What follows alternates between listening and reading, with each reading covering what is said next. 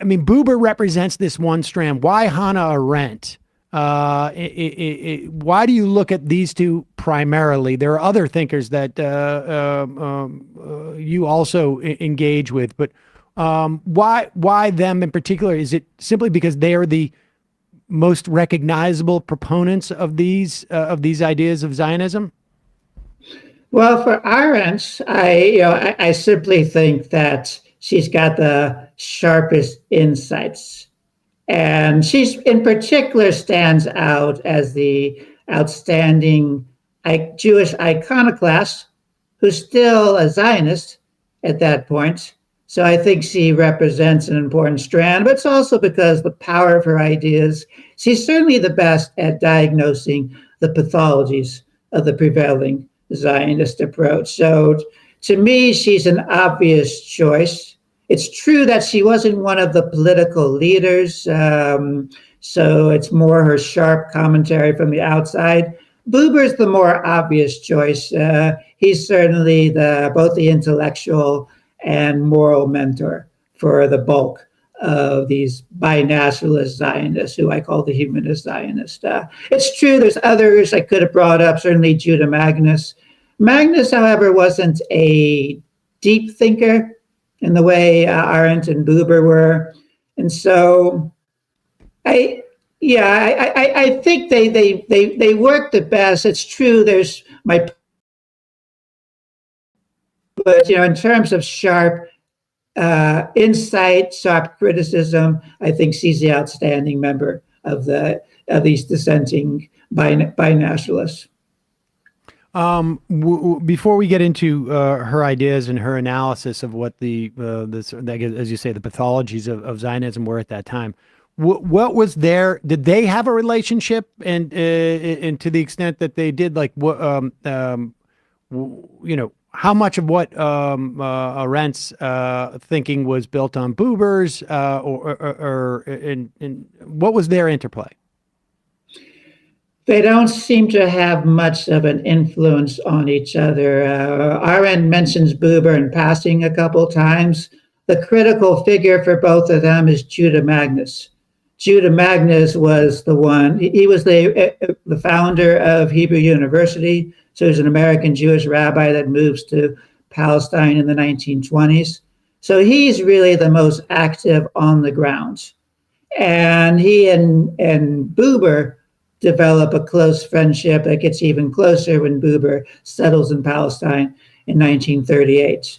Magnus comes across one of Arendt's ideas for a federation, for federalism. So Magnus and Arendt get close in the early 1940s. And so Magnus is the bridge between Arendt and Buber. And did either Buber or Arendt, and then we'll get into Arendt, how much of their agenda was affirmative and how much of it was reacting to what they saw as problematic about the existing Zionism at their times? Well, the way I see it is that Buber is more affirmative than reacting. Maybe that's why he was better regarded among the prevailing Zionist leadership. So when at his death in 1965, Ben-Gurion's there, the Israeli president, so top Israeli politicians are honoring him. No one's honoring Hannah Arendt among the Israeli elites when she dies a decade later. So so that's where they stand, Arendt and Buber. Oh, and let's talk about Arendt's sort of, I guess it's both critique of the prevailing Zionism of her time and an alternative view within Zionism. Right. Yeah. So I wanted to point out that Arendt devotes more space toward the critical. So she's the one, again, with the sharper edge. So she saw two foundational pathologies for the prevailing Zionism. One she called the eternal anti-Semitism syndrome, which holds that the outsiders are always just looking to basically destroy the Jews. They're just looking for opportunities. So context doesn't matter. It's more that it's demonic. And a related pathology she played up was tribal nationalism. This was not something unique to Jews, she argued, but the idea that tribal nationalism is your national group cannot coexist in the same territory with another national group. There's no possibility for cooperation because the people are so fundamentally different. So she worried that among the prevailing Jewish Zionist community, there was this view that the whole world's going to be violently anti-Semitic, and there's nothing the Jews can do to change that other than to form their own states. And the tribal nationalism is you can't cooperate with others, whether it's the Palestinians or anyone else, other than realpolitik, so politics of convenience, but no substantive cooperation is possible. And so she argued with those two pathologies, then it was going to be very difficult for what she saw as some of the exciting qualities of Zionism to prevail. So the whole Jewish renewal, the development of the kibbutzim, which she also supported, all those things were great, but they were being undermined by these primary pathologies. And that in the first instance was that you're going to perceive this, speaking to Zionists, you're going to perceive this as some type of solution to anti-Semitism, and it's not going to be. Exactly. And the second being that the way you're going about this is also going to be problematic. Right. Yeah. What was it that, I mean, why was for someone like Hannah Arendt, not being a Zionist not an option? Like, I mean, where was there a what was it? What was the allure that kept her within the framework of Zionism, but even though opposing the strain of Zionism that we ultimately got? Well, Arendt is greatly influenced by the rise to power of the Nazis. Right? She has a PhD, but here by 1933, she realizes she can't practice her profession.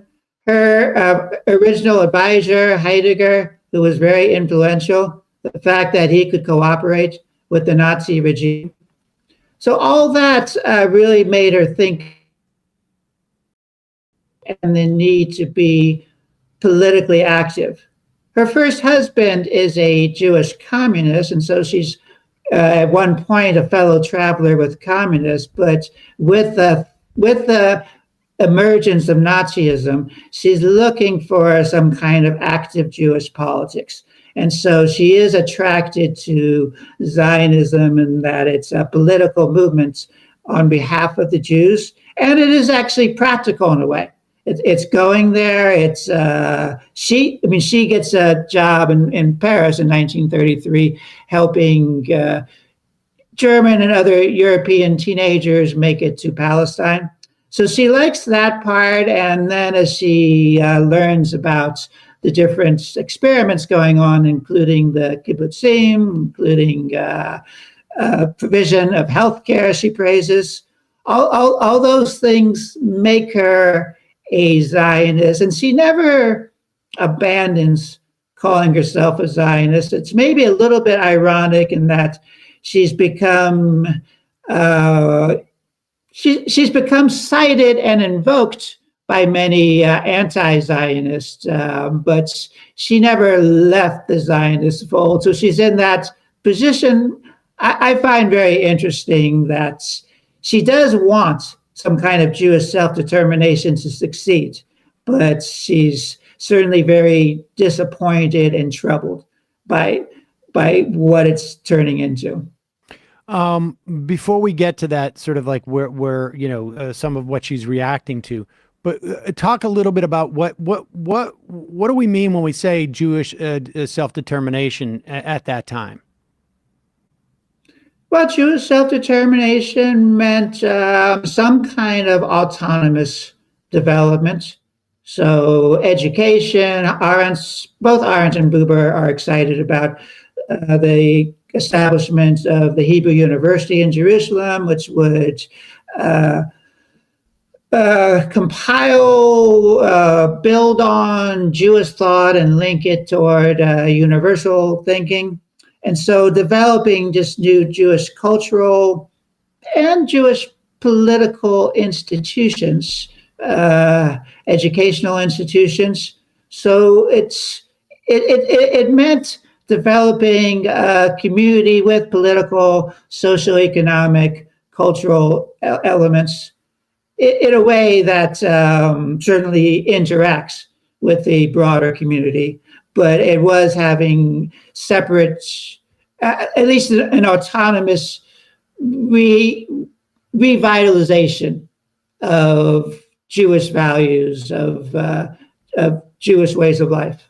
And this is coming out of an era where there is Jews are in some instances. I mean, I guess there was emancipation in like the 1860s, was it? I think in Germany and through Europe to some extent. But there was a I don't know, three-quarter citizenship essentially, or 5/8. I mean, is that the context in which this is developed? Because, you know, I'm also curious where Buber has this idea of, you know, we need to have, we need to, you know, move into this neighborhood, but respect essentially the autonomy of our neighbors. But yet, you know, there's an inherent contradiction there to a certain extent.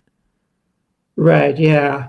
All right. So in the first part, Arendt, certainly in her Origins of Totalitarianism, she develops and elaborates upon the difficult, tenuous relationship that Jews in Europe had with full citizenship. And for her, it's also a commentary and criticism of the Jewish notables. So the Jewish notables in Europe preferred their privileged status. They got to be more or less the representatives for the Jewish community to the leadership. And so they weren't always supportive of full Jewish citizenship. And Arendt also worried that the broader Jewish community was still so distrustful of the European community at large that they weren't working to develop as citizens. And so that element, it's true that also from the outside, there's reversals in full Jewish citizenship, but Arendt is just as important for describing the not very helpful attitude that particularly the Jewish notables took toward the prospects of citizenship. And so that element again explains why she's attracted at first to the Zionists, as it is the seemingly Jewish egalitarian movement that's looking for Jews to be political agents. For Buber, it does come down to, he does understand that since it's mostly European Jews that are settling into Palestine, which is 90+% Arab, that the Jewish community are going to be the intruders. He's a Zionist in terms of thinking that, well, the Jewish people have this historic connection, and we do need this too, and there is room enough for both of us, but we do have to understand that it is going to be an intrusion. Therefore, it's incumbent the Jewish migrants to Palestine to reach out to the Palestinian Arabs and to develop this synthesis where both communities can develop their own self-determination without it breaking down into a zero-sum game, and affirmatively developing kind of a synthesis for a new way that national groups can coexist and help each other. Well, how did that break down then? And then militarism comes into the fore. Well, I mean, Buber had a lot of trouble convincing the prevailing Zionist community to have this kind of coexistence. So in a way, that's part of the tragedy, is that the Humanist Zionist project runs against just sort of the power of conventional nationalism. And it's true also for Palestine's Arabs. They are still seeing the prevailing Zionist Jewish community as not only intruders, but ones that want to take over the land and want to form an overwhelming majority. So Buber, Judah Magnes, and others certainly interacted well with Palestinian Arabs. They both lived in Arab parts of Jerusalem. But from the Palestinian Arab perspective, while they were personally friendly toward people like Buber and people like Judah Magnes, they did think twofold. One, it's not fair. We've been the overwhelming majority. Why are you calling for a binational coexistence? We can accept Jews as a minority with collective rights, but not as a equal relationship. The second thing, particularly by the 1940s, where some might see the writing on the wall and that the Jewish community is better organized and does have now a more powerful military capability, there was the correct presumption that Buber, the Humanist Zionist, did not have enough support to make it work. So that's ultimately where it breaks down, that it turns out that there's not enough support either way. So, and Arendt, because she's obviously born decades after Buber, she has this sort of advantage of hindsight and sort of a clearer sense of like where the trajectory is going. It's still, I'm not clear, like at that point, I mean, I guess, very much of the time as to why she retained a sort of an affirmative Zionist, like she could see some other future, but she certainly saw, or at least had a sense that this was highly problematic. Will you give us a sense of like what her warnings essentially were about where she felt Zionism could be heading? Yeah, her warnings are the militarism part. I'll just read part of one quotation from her that's very powerful. This is getting into the war of 1948. And even if the Jews were to win the war, its end would find the unique possibilities and the unique achievements of Zionism in Palestine destroyed. The, quote, victorious Jews would live surrounded by an entirely hostile Arab population, secluded inside ever-threatened borders, absorbed with physical self-defense to a degree that would submerge all other interests and activities.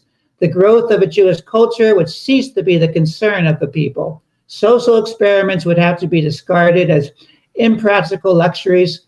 Political thought would center around military strategy. So she's torn in general. I mean, she's, in a way, she's writing essays that are both very alarming of just what the Zionist community is becoming, just how militarist and this development of a siege mentality, and what's this new state going to look like that's forged in warfare.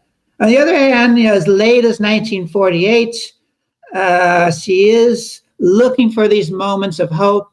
With Judah Magnes, she's appealing for a UN trusteeship, and then there she is calling for developing this decentralized federated institutions under a trusteeship.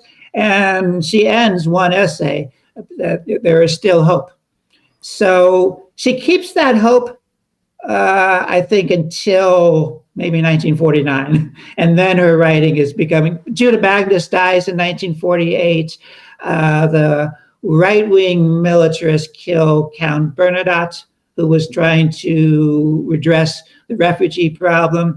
So those two things lead her to despair without ever renouncing Zionism altogether, but her hopes end with, I'd say, the end of the 1948 war. But it's interesting, even in the middle of 1948, she is still perhaps clinging to a last hope that maybe we can pull back from it getting so ugly. So it's heartening or disheartening, I suppose, reading those essays in the few years where there's great hopes, but great fears, and her great fears, unfortunately, get realized. How would you assess her warning? I mean, it certainly feels like militarism became, and security, as they put it, became a fundamental part of Israeli existence, and the social experiments seem to fall by the wayside and get supplanted by really sort of like a more neoliberal, market-driven innovations, I guess, rather than social experiments. But how would you assess her? I don't know if it was a prediction as much as it was a warning. I'd say her prediction is now becoming, all the more true by 2023, and it's become true for a number of decades. I think she overstates it if we're sort of looking back even in the 1960s. Because I have a section on Noam Chomsky, so the younger Noam Chomsky of the late 1960s, early 1970s. He's not naive. I mean, he certainly knows all the things that Israel's done to Palestine's Arabs. But some of those socialist institutions do persevere. So there is that element that's still exciting people about Israel, maybe into the 1970s, at least the first part of the 1970s. But the contradictions there right away. So even while some of these interesting social democratic institutions do endure, the Palestinians, right, are marginalized. And so the roots, of what's now called apartheid or Jewish supremacy are set there right at the beginning. So there's that contradiction right away. And I'd say Arendt proves correct in the long term that these contradictions are going to lead more and more into those ugly elements. It just wasn't overnight that all of their social experiments dissolved. Well, right. I mean, there's the like things that can be lauded, of course, about like the construction of the Israeli state in terms of like things like healthcare, right? But then it's the exclusionary element that begins to take over, and it completely undercuts that stuff. So, I mean, what is your estimation of, you said the 70s, is that where you believe it begins to turn in that way? I'd say so. Certainly with the Likud party getting elected in 1977, it symbolically marks the end of at least one appealing element that had semi-survived the social democratic, and you could say even some kind of appealing humanist element. But with as Menachem Begin comes into power, and the Labor Party, so the Labor Party of that, it's no longer believing in the old socialist elements. I think that's a convenient, and it does emerge with the growth of neoliberalism in the West in the late 1970s.